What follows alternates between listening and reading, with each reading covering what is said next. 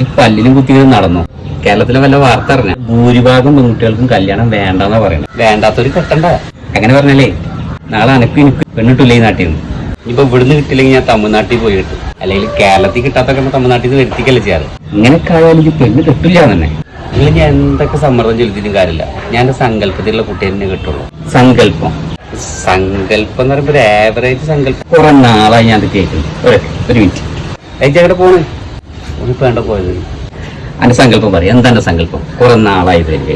അതായത് ചിത്രം വരച്ച പോലത്തെ പുരികം വരച്ചത് വരച്ചത്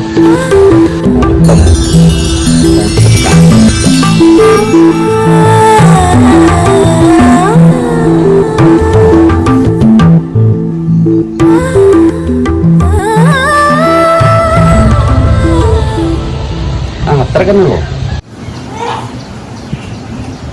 ഇതായിട്ട് പറഞ്ഞ സങ്കല്പത്തിലെ കുട്ടി കറക്റ്റ് ഇതന്നെ സങ്കല്പത്തിലെ കുട്ടി.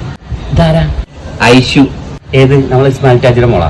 ഇസ്മായിൽ ടാജിയുടെ മോളൊന്നുമല്ല, ഐശ്വര്യ റായ്. ഇതെവിടുത്തെ? ഓ എന്റെ പൊട്ടാ, വെറുതെ എനിക്കൊരു പെണ്ണു പിടിക്കാത്തത്. ഇതാരെന്ന് പറഞ്ഞിട്ട് പോ. ഇവിടെ അടുത്ത് എവിടെ ഉള്ളതാണെങ്കിൽ നമുക്ക് ഉമ്മനിട്ട് അന്വേഷിപ്പിക്കാം. അതിന് അഭിഷേക് അച്ഛനോട് ചോദിക്കണം. അഭിഷേകിന്റെ അച്ഛനാ? അതാരാ ബ്രോക്കറാ?